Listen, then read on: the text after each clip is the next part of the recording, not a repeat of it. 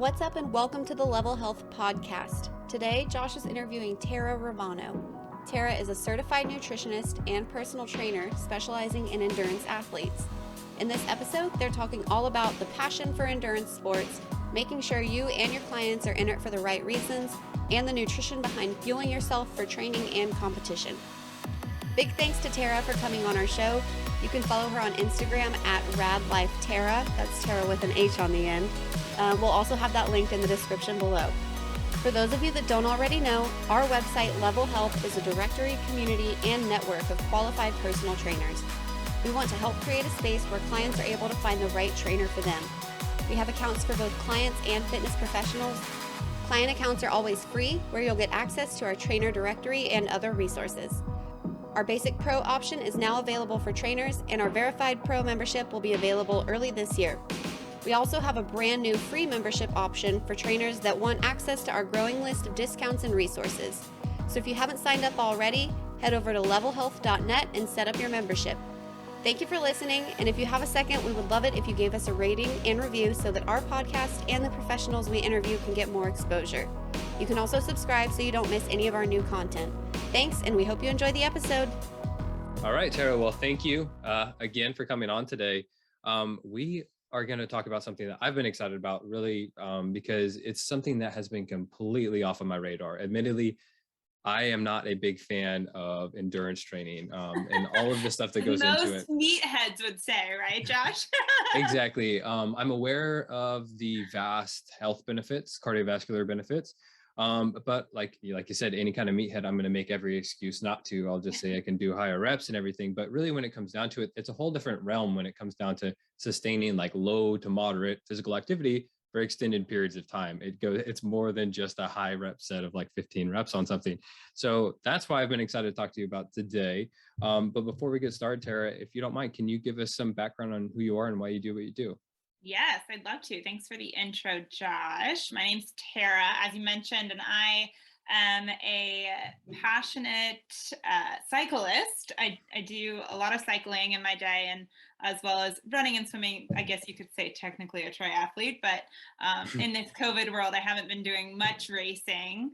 Do enjoy all three of those sports with a special affinity for cycling. I am a personal trainer certified through NASM, which I'm sure many of your listeners are familiar with. And then I am also a certified nutritionist through Macronutrients University. Perhaps some of your followers are familiar with Martin McDonald. He's the one that founded that nutrition certification program. So that is a little bit about my certification history, but I'm really passionate about working with people who are active, busy, motivated people who really need to dial in on their nutrition. I really love working with endurance athletes, so I'm starting to get more into that. I'm crafting myself in that way to work with more endurance athletes as my love for that just keeps growing. And I also see it as a really underserved population of active people because there's a lot of nutrition guidance out there that's misinformation, but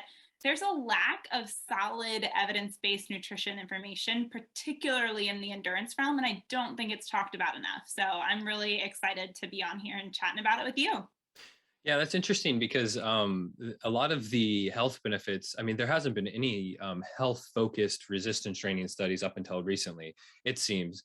And a lot of it was focused on aerobic activity. And you kind of see that mirrored in like the standard guidelines for physical activity. I don't even know what it is now, but X amount of minutes of aerobic activity per week. And oftentimes people just get put into the walking category. They just get on a treadmill. So I'm interested to hear, and what we're going to talk about a lot today is balancing this training, this passion with your actual life. But I want to ask you specifically, what is it about cycling that draws you to it? Oh man, the freedom that I feel on the bike. I think just when the wind starts hitting your face and you are free to explore. I have such a traveler's heart and an adventurer's heart. And for me, that really is catered to in cycling. I just feel, you almost feel unstoppable on the bike because you can take yourself to various places that you otherwise may not have discovered. Yeah. And I also really love the social aspect of it too. when you get into cycling, you start to search out people that are also into cycling because it does take time, and finding people that are like-minded and spend their time in the same way has been really awesome for me, and developing a community around it. And I just love that you can push yourself to limits that you didn't think were possible. Like, my gosh, never in my, like, when I used to do Olympic style weightlifting, did I think that I'd be looking forward to a 100-mile bike ride that takes up most of your day. But really, I can't get enough of it anymore. So it's amazing. Well, correct me if I'm wrong, but the Oli lifting, some of those workouts can take up a whole day almost. Jeez. Oh gosh, yeah.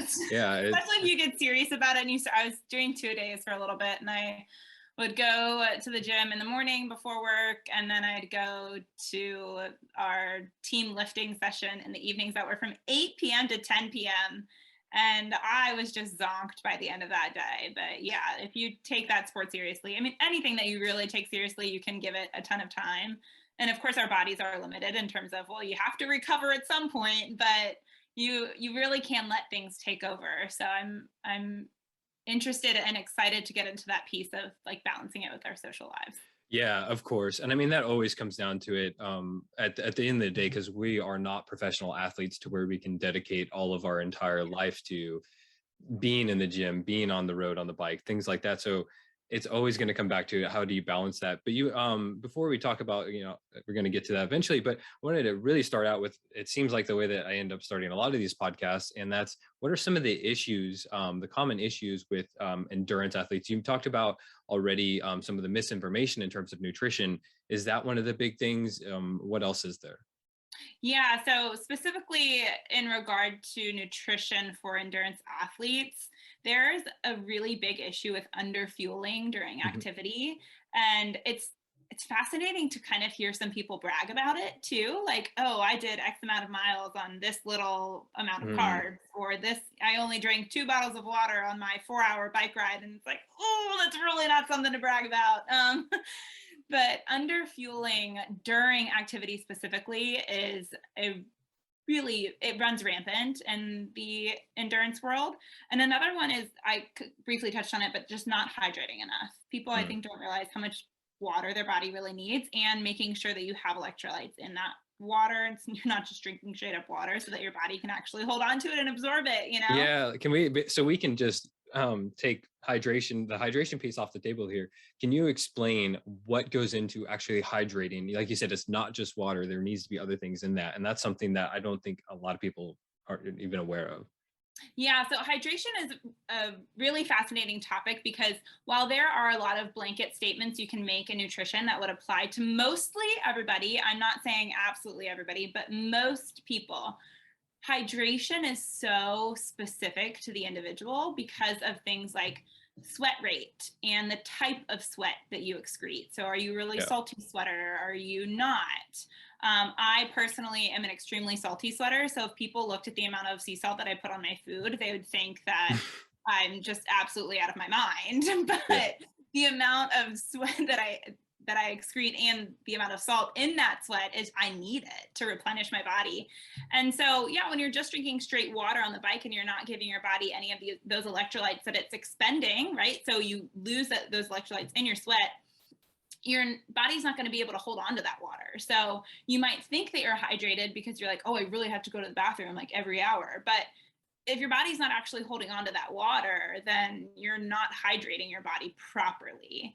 So yeah, hydration is one that I would really encourage athletes to spend time on. There are tests that you can do that are like test your sweat, and you can get an idea of what kind of like salt content and other electrolyte content is in your sweat, so that you know how much exactly you should be replenishing. But a lot of it comes down, I'm going to talk about this in nutrition too, it's just trial and error for you personally and what that looks like, and really being in tune to your body and listening to it. Like when you're not hydrating, your body is going to feel it. When you don't have enough salt, you will. Josh, I was on a ride, and this is early in my cycling days. It was one of my first centuries that I ever did. And thank goodness I was with people. I was going on a ride. We were out at Mount Weather, which is this pretty popular like elevation grab out here. And we were just pedaling along. I was feeling fine. And all of a sudden I started seeing double. And I was like, oh, okay, this I've been is there not before. what Yeah. something is happening here. And so I slowed down and I let my teammates know. And one of them actually had an empty Noon bottle, which is those electrolyte tablets, but they just put sea salt in it. Like here, he dumped it on my palm and I licked the salt up, and almost immediately I started feeling better. And when you get a reaction like that, as in it doesn't take like an hour to settle in terms of, oh, I'm starting to feel better now, you can almost guarantee that it's salt or sugar that you're lacking, because that uptake, your body is so prime and so ready to receive that your body, it's going to respond in a quick way. So once I started taking, of course it took like a few minutes, but it felt pretty immediate that the result of me no longer seeing double was because of my salt, the lack in salt that I had. So I've definitely knocked on the door of heat stroke before, and it's definitely pretty scary. It's for scary. Sure. Yeah. When did you do that? I was in Afghanistan, and we were we were over there during the winter time, but towards the tail end, it became summer really quickly, and we're out on patrol. And of course, you're wearing a ton of gear, you're drinking a ton of water without any electrolytes in it, because nobody ever mentions that to you whatsoever. So like that would definitely been a bit of information that would have been helpful. Yeah, I think we can go back to like the common issues and things like that. But I'm glad that we crossed that off, because that was one of my questions, and I didn't want to circle back to it. But on the back on the nutrition piece, is there a best diet for endurance athletes? I think that there are a lot of pieces that can go into creating a good diet or an effective diet for somebody, but oftentimes we follow trends, we follow fads, we follow what someone else is doing. So can you touch on that a little bit? Sure. So a best diet for somebody who, and let's distinguish between somebody who really considers themselves an endurance athlete who's going for performance versus somebody who's just recreational and kind of like doing it for fun. Those are two very different camps of people in terms of how they would approach their diet. And so referencing specifically the camp of, I'm an endurance athlete, I want to maximize my performance, something like a periodized nutrition plan is going to work best for them. And we talk about training periodization. It is so true with nutrition as well, and that can be within a single day. It doesn't have to be over what we call like mesocycles or anything like that. It can literally be a little microcycle of a day that you're approaching this. Okay, how am I going to periodize my nutrition today around my workout? And the reason being is that your body as an endurance athlete, during that exercise, your muscles are uptaking those carbs at such a rapid rate compared to when you're actually sedentary, that you need to make sure you're planning well to give your body the fuel that it needs to perform at its maximum capacity. So you want to be mindful of the meals immediately surrounding your workout. So your pre-workout meal, your meal during the workout, or meal during the workout, but your fuel during the workout, and your meal immediately following. Those are going to be the higher carb heavy meals. And you want to think about your sources of carbs in those meals too are going to look a little different than your sources of carbs on a regular basis outside of your workout periods. So that's kind of the quote unquote best diet for an endurance athlete, not talking about specific numbers, but talking about periodizing your food intake and your kind of like the way we'll talk about the classic macro split, but it's not so much of a split. It's just how you're allotting your macronutrients throughout the day to support your workouts properly. Absolutely. And the periodized approach, were you referring to that primarily for people that are a little bit more serious? That might sound a little bit condescending, but that take it a little bit more seriously than others, because I personally think that having just a basic understanding of how to periodize nutrition can be incredibly beneficial for people across the board. But it definitely becomes much more important, not so much for lifters, to be fair, although that kind of like peri-workout nutrition certainly becomes far more important when you're, say, dieting for weight loss and you're in a caloric deficit, or, you have particularly difficult, exactly, those kind of things. But back to endurance sports, I'm probably going to take the conversation to lifters over and over again. So I love lifting too, so it's fine. That's why I don't feel too bad. That's why I didn't feel too bad. But so is this something that people can implement in their daily life just as, a recreational endurance athlete? Absolutely they can. Yeah. It's not reserved only for the people who are super serious about it. The ones that, I think that gets more into the nitty gritty detail. in terms of actually being aware and tracking how many carbs, protein, fat you're taking in as a serious athlete. That I'm not going to say it's absolutely necessary by any stretch of the imagination, but if you were looking to maximize your performance, you should know how many carbs you're intaking before, during, and after your workout. You know, absolutely, yeah. But in terms of a recreational athlete or recreational, we'll call them athletes. They're still athletes, right? Yeah. May not need to be so keenly aware of their caloric intake or their macronutrients, but they can still periodize their nutrition around their workouts to supply them with that energy. Or, you know, you can even take that to a work day. My gosh, thinking about nurses or something like that who are on their feet, go for 10 hours, a 10-hour shift. Like, you absolutely need to be mindful of your nutrition and how you're parsing it out throughout the day. So, absolutely. And even if you're going for various goals as somebody who's a recreational athlete or just a really busy person, if you have physique goals or something like that, periodization is great. And you can look at it, you can zoom out and look at it from okay, I want to go into a 10-week fat loss phase. It doesn't just have to be for endurance athletes or something like that. So. Yeah, that's awesome. I completely agree that it can be applied for, well, I'm not even say could, it probably should be applied for, if you want to intentionally create progress towards a specific goal, having an understanding of how the nutrition variables and really like the big players, like you said, the fats, carbs, protein, which I definitely want to talk about right now, because this periodization, this approach, and really intentionally manipulating and adapting your diet to your lifestyle. Like you said, it could be a nurse that's working for 10 hours. You probably want to have some slower digesting carbohydrates, some fiber, some fat, some protein, so that you are not having this, you know, fluctuations of blood sugar and energy. You're like blood sugar, yeah. Exactly. It's just an example of what periodization with your nutrition can actually be. But to be able to manipulate those things, you obviously need an understanding of what the macronutrients are. So could you go into this and the macronutrients, and then how do the individual macronutrients play a role within endurance training? Yeah, love talking about that. So my favorite way to paint the picture of macronutrients is with a car. Have you heard of that? So the car analogy is the protein, obviously building blocks of your muscle, that is the metal structure of the car. So your body, that's protein. Much better than mine. The fat is your oil. It's your lubricant. So you absolutely need it to do anything. So when we talk about fat in terms of macronutrients and saying that it's the lubricant, it provides hormonal health, right? It insulates your organs, and you have to have it in terms of hormonal health. And it's also joint health, cardiovascular health. So it's a key player in all of those things. Then when we move to carbs, that is your gas. That is your fuel to go. And as we know, okay, so obviously you have to have the protein for the structure of your body. Fat is necessary. And then carbs for endurance athletes, they go a lot.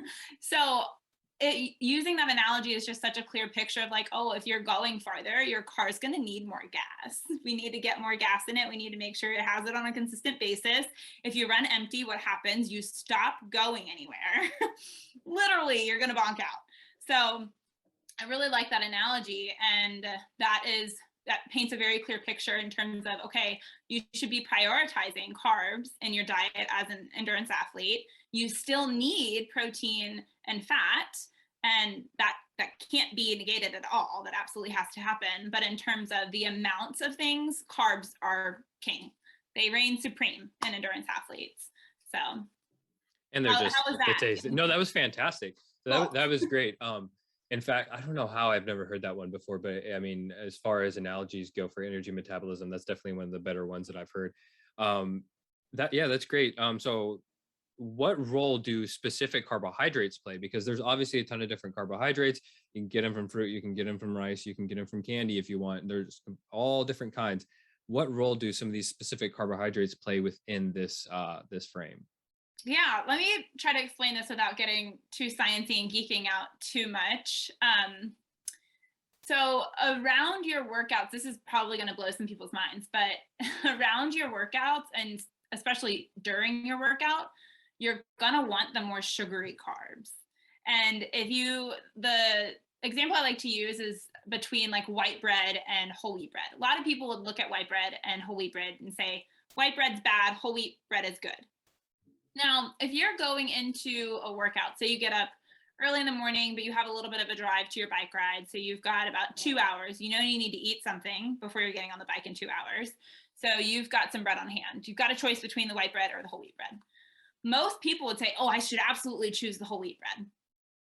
And I guess I should maybe shorten this time frame because 2 hours still gives it some time to digest. But say it's an hour beforehand. The white bread is going to be the way to go because it's more quickly digesting, it's lower in fiber, and you don't need that fiber right before workout because that's just going to slow the delivery of the carbs down to your system. And you want those carbs readily available when you get on the bike and you start moving your body.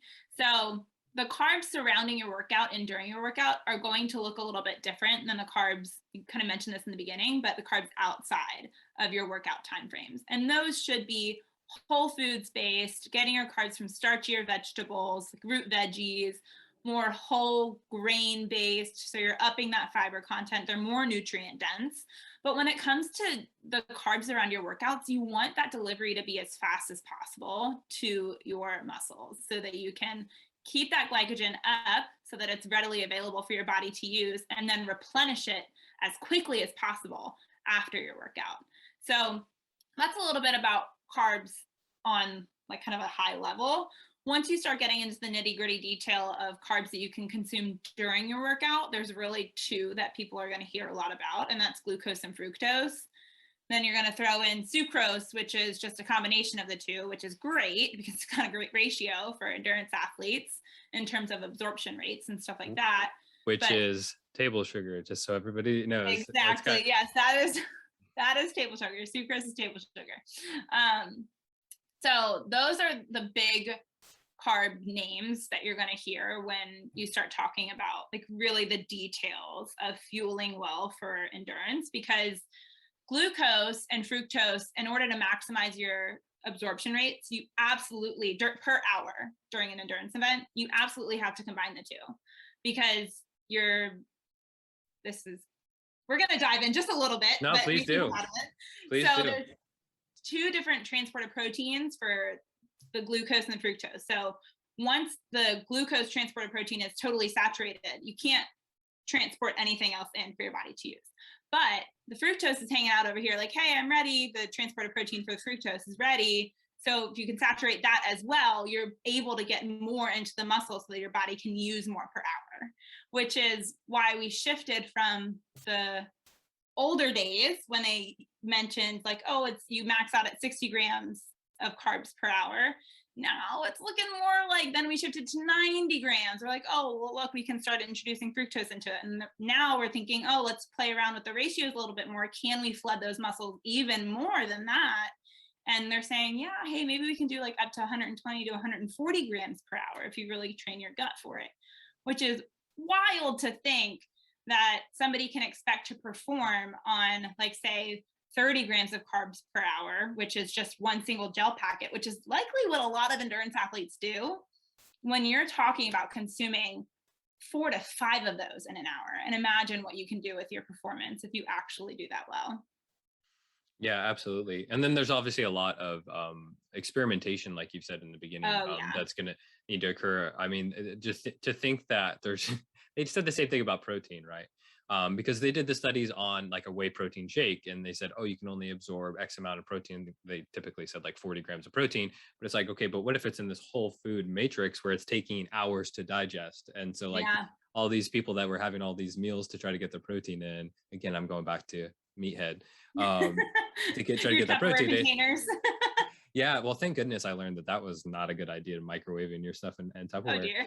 Oh dear. So basically it all comes back to like context matters, right?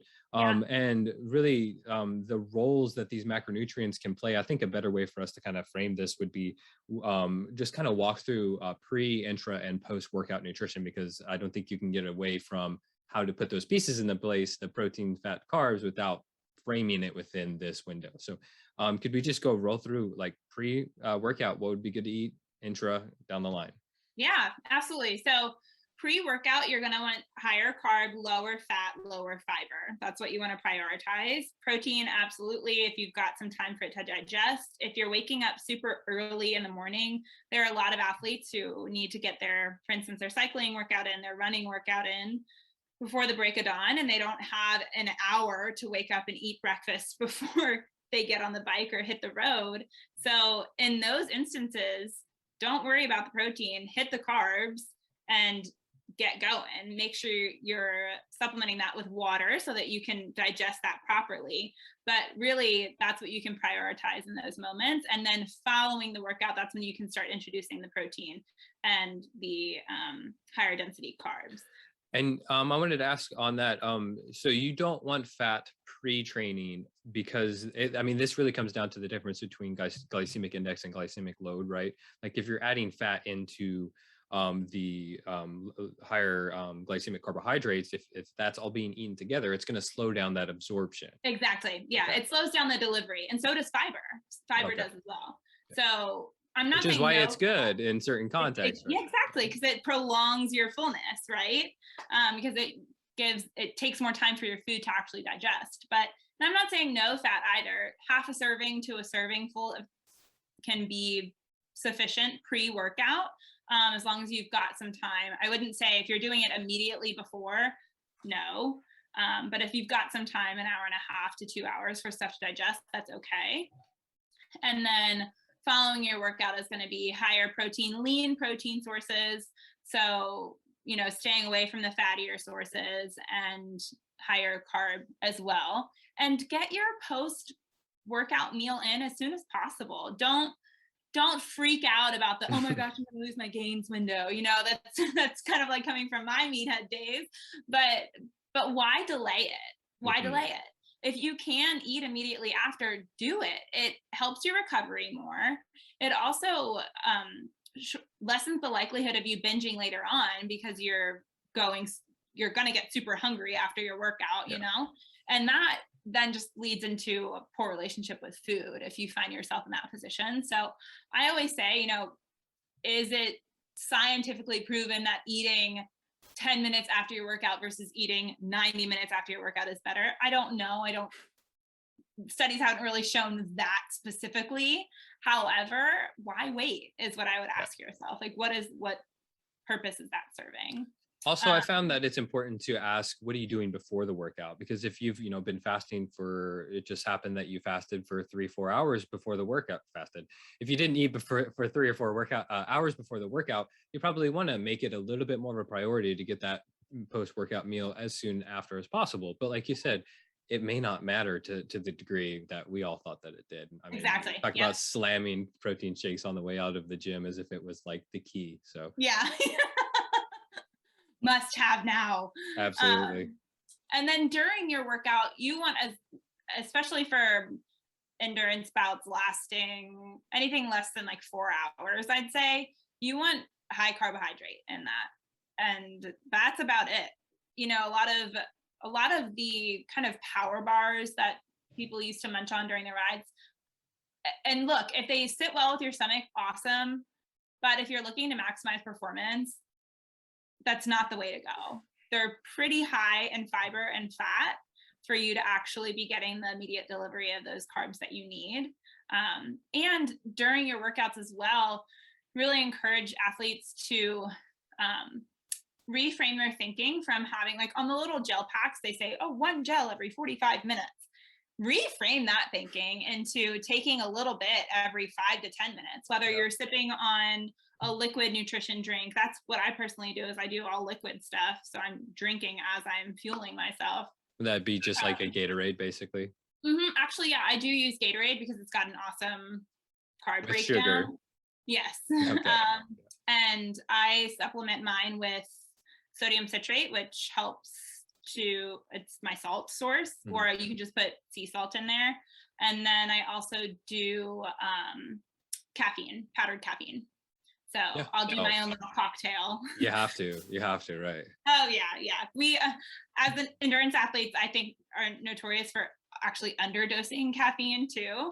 I think we can really increase our caffeine dosage. Especially knowing the perceived exertion effects of caffeine more than anything. Like, it's amazing. Yeah. yeah, you're just going to feel like you're working a little less hard, which is going to allow you to work a little bit harder. So why not Exactly. get some caffeine in there? And I do want to make a note too, if athletes find themselves starting to increase dosages of things like caffeine and carbs per hour, talking about gut training is super important, and recognizing that it should be on a sliding scale, that you start introducing these things and not right out of the gates go from 30 grams of carbs per hour to 90, because you're going to find yourself running to the bathroom is where you're going to be going. So that is really important to keep in mind, that gut training is definitely a thing. And this is where I really encourage people to seek out coaching and start to work with someone if they really want to maximize their performance in the endurance field, is to get an idea of, okay, this is where you're starting. This is where we want to get you. How can we get you there safely and comfortably? And that goes back to, again, like the trial and error of what works best for you. Yeah, I would think that for pre and intra training nutrition, those two, absolutely, I feel like people need to take a little bit of responsibility on themselves to experiment and do those things, because there's not going to be much detriment from that post-workout meal if you have the wrong macronutrient split for you or anything like that. But like you said, you may end up running to the bathroom if you have to. I mean, I can only imagine having a higher fat meal before an endurance event. Like, that would just absolutely destroy my stomach. It would sit on you so heavy. Yeah. Yeah. Okay. So yeah, that's awesome. I mean, you could probably go into the weeds on every single one of those a lot. And unfortunately, although this is an extended medium for a conversation, they may end up going for hours if we hit on all of those, because I mean, the nutrition science, like you said, in terms of carbohydrate absorption, is still evolving. A lot of these things are still evolving, but a lot of it is figured out either from trial and error or from actual research. And I'm always glad to see that people are putting these practices into place just on a logical level, like on a practical level, like how can you actually apply this to your life? And so on that note, actually, I wanted to talk about how can you maintain having a life, honestly, with endurance training? Because I mean, you talked about the 100-miler. How long does that take? How many hours is that? I mean, that's basically your whole day. It's a lot. It's a lot of time. I mean, you're not biking for 12 hours, but you're stopping, you're doing this, you're doing that. And it's, getting to your destination and everything else like that. So it's best to block a day for that. So I guess a good question is, what does a typical training load look like across the week? Is it the same? I mean, a couple hours every day? How do people typically break it up for this kind of training? Yeah, that is completely goal based. So I can't even begin to tell you what somebody's training load looks like, because it varies so much from person to person based on what they want to accomplish and what type of bandwidth they have.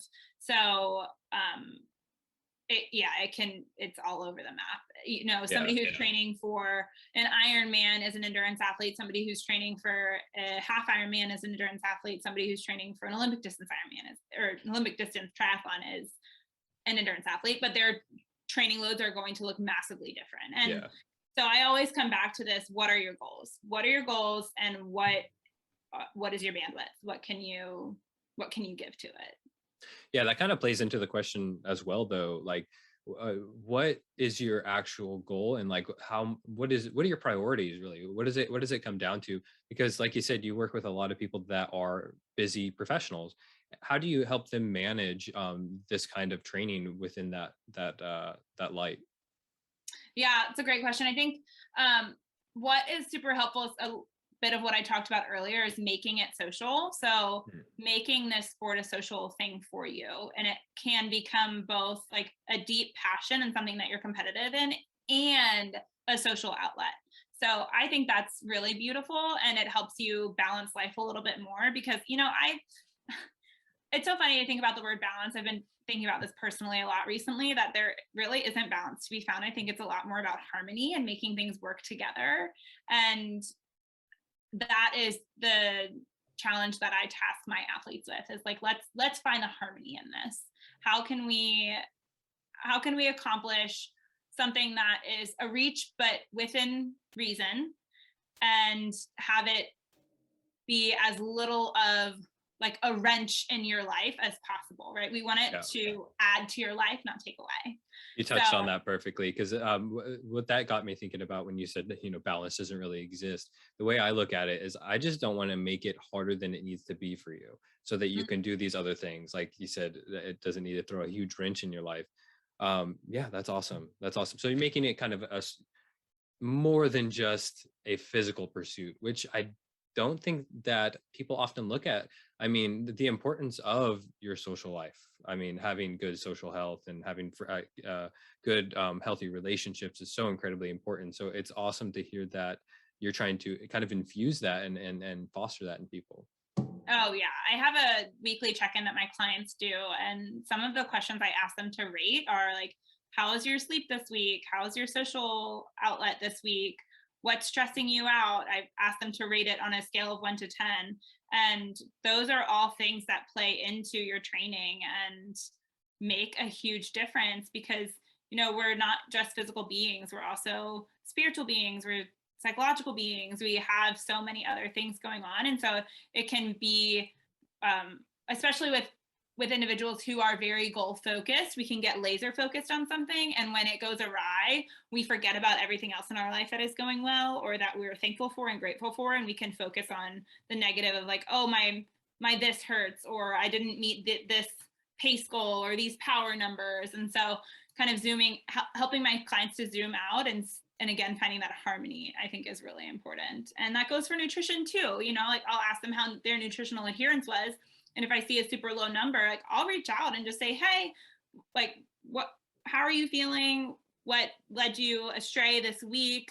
How can we get back on track? But hey, by the way, you're also doing great in these other areas. Don't be so hard on yourself. It's really important for coaches to look at the big picture and understand that there's more to life than what we are specifically focusing on in that moment.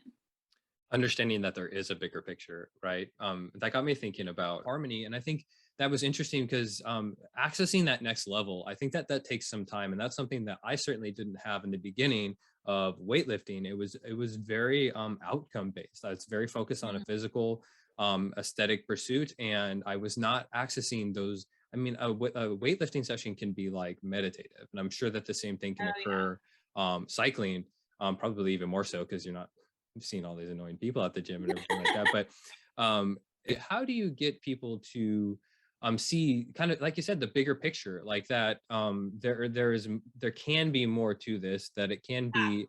Yeah, exactly. How do I get them to zoom out? Yeah. There you go. You nailed it. I'll say that next time. But in that way, just there's a perfect example, is simplifying things and bringing it down to almost like root cause isn't the word that I'm looking for, but really honing in on things. And sometimes, yes, getting down to the root cause of it. Like some of my clients are going through these aha moments of like, oh my gosh, this is how I need to repair my relationship with food before I even think about trying to like really zone in on how many calories I'm intaking because I want to lose X amount of pounds. Like, oh, I need to repair this relationship first. And so that is what I'm super passionate about, is getting to the root of things and understanding that there are a lot of layers to stuff. And how can we simplify it down to the base, the foundation layer, and where does that then take us and free us to go on our journey in a more authentic, vulnerable state where we can really achieve the results from a place of knowing yourself more and understanding why you're going after it. Like a lot of it comes back to the why too. And I'll remind my clients of that is, hey, why did you set out on this journey initially? Let's revisit that. And hey, by the way, if it's changed, that's okay. And so I'd say my response to your question is simplifying things, really getting down to the root of it, and the root of the thought processes, the goals that they're chasing after, the root of the reactions that I'm seeing in their weekly intakes. And then the third thing I think I mentioned is the why, and coming back to that.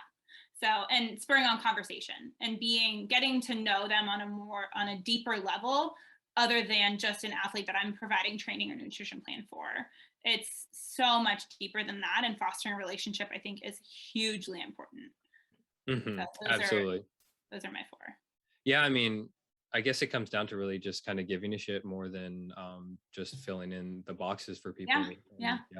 I mean, that you say the root of it, and I think that that can be the root of it for a lot of, I mean, I'll just speak as a personal trainer, but any fitness professional, like, you can do it if you don't actually care about people, but it makes it a heck of a lot easier. And you're probably going to be a heck of a lot more effective if you actually care about the person behind what you're actually trying to achieve. Yeah. Uh, Oh yeah. and I mean, like you said, simplifying it. And that's what I wanted to get into next. What are some evidence-based nutrition principles that people can apply in their daily life to, I guess not in their daily life, in their training and their approach to endurance athletes? Yeah. So for this, I think at the very basic level, knowing your numbers is what is evidence-based, right? So if we're really talking about evidence-based stuff, know your numbers. Think about what you want to accomplish. That's not so much, I don't know if you can like wrap that up into being quote unquote evidence-based, but I think so, because it comes down to goals, right? So when I say, I think that a lot of people think this as well, but I also think that evidence-based has definitely been hijacked for sure. It's oh kind my of, gosh, yeah. kind of the latest like, buzzword. So yeah, I understand that. And so I always forget that that stuff occurs. And then, so like, I know what I think, what I am meaning by it. But when I'm meaning evidence-based, I'm, like you said, the principles, then, but also the numbers. Like, you're right, like the numbers are important, and that is providing you evidence. So Yeah. it wouldn't be evidence-based if you weren't then altering your approach based on the evidence that is being provided by your approach. You know what I mean? So it's always an adaptive process from what I see. Yeah, absolutely. So I think that's a great way to put it, Josh. Thank you for clarifying that. And that's one major thing that I would say is knowing your numbers and knowing yourself too, and being very keenly aware of how you're responding in workouts specifically, because that's really what it comes down to, is during the workout. Like the reason why you're putting all of your effort into this nutrition is for the workout. so be in touch with yourself during it, and don't be afraid to make adjustments on the fly. If your stomach is not feeling great one day, I'll tell you to ditch the numbers and and do what your stomach is going to allow you to do in that moment. And that is what I guess you could call as evidence-based for you, because while the numbers are telling you one thing, like, oh, we want to be hitting 100 grams of carbs per hour for this really big race, well, your stomach's not feeling all that great, and you can't tolerate that, or you're going to be not across the finish line, but in the bathroom. So, okay, adjust on the fly, but that also comes back to knowing yourself and being aware of, oh, hey, my stomach isn't feeling great today. I've been in this position before. Let's pivot, let's learn, let's adjust, and make this work. So. Yeah, that's interesting, because I was expecting you to say X amount, start with X amount of carbs and go from there, start with X amount of protein, go from there based off body weight, blah blah blah blah. But I think that's really missing the point. Like you said, the point is that competition, the competitive aspect, or the training event. And if you are not basing your changes off of that performance or lack thereof, then it doesn't really matter what the principles are, because they're not really relevant. I mean, I can go into numbers if you want me to. I can tell you that endurance athletes should be having about 0.6 to 0.7 grams of protein per pound of body weight. Like we can go into all that, but I think that that information's out there though, right? Like it's out there. If you, a quick Google search should give you that, as long as you don't land on the wrong go to Noom or something. Yeah. make sure your sources are trustworthy for sure. We'll send people your direction, or honestly, like a textbook might be a good place to start. Textbooks are great. But I think that this your answer was as good as it could be, because like that is what matters. Like for an endurance athlete, it's your performance during the endurance event. So if you're not adjusting based off of that, I think that we need to maybe come up with a new term, Tara, for evidence-based, because I think so too. We'll task ourselves with that. We'll get some workshops going on a better term, because like, I want to be evidence-based, but I also want to be able to make decisions off of my own experience and the experience that I'm having with clients and their own unique individuality. So like, if I'm like, oh, but the evidence says you need to do this, that's ridiculous. That's where you maybe start, but you need to change from there. You mentioned again, the running to the bathroom thing. Is that a common problem for It Oh is. my gosh, yes, for Goodness. sure. I did That not know is that. huge. And actually, when we touch on hydration, I meant to say this too. That is what is also absolutely necessary for your body to properly digest the sugar. It's because it takes a lot of water for that to happen. And so, if you're pummeling yourself with all of these gels and you don't have enough water in your system to actually digest that, it's gonna cause some big problems. I actually was talking to one of my friends who just did her first Ironman, and she performed phenomenally, like blew herself out of the water in terms of like she was just stunned by how great she performed, and obviously all of us were too.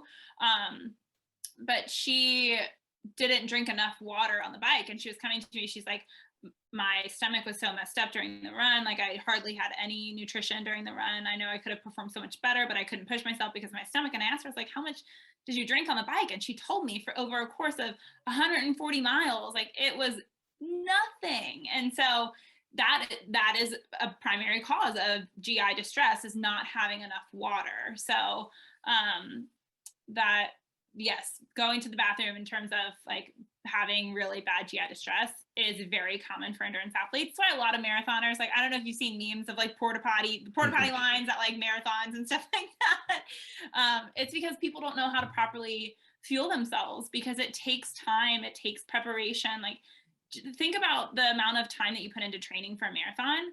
Like that's a lot of fuel that you need to be considering to get your body to the finish line. And so if you're not doing that properly, you're going to cause some GI distress that is really unwelcome. It seems logical to me that you would want to practice these fueling strategies during training so that Oh you yeah. know precisely how you're going to respond. But Or here's the an thing, idea. Josh, is like people don't know how to.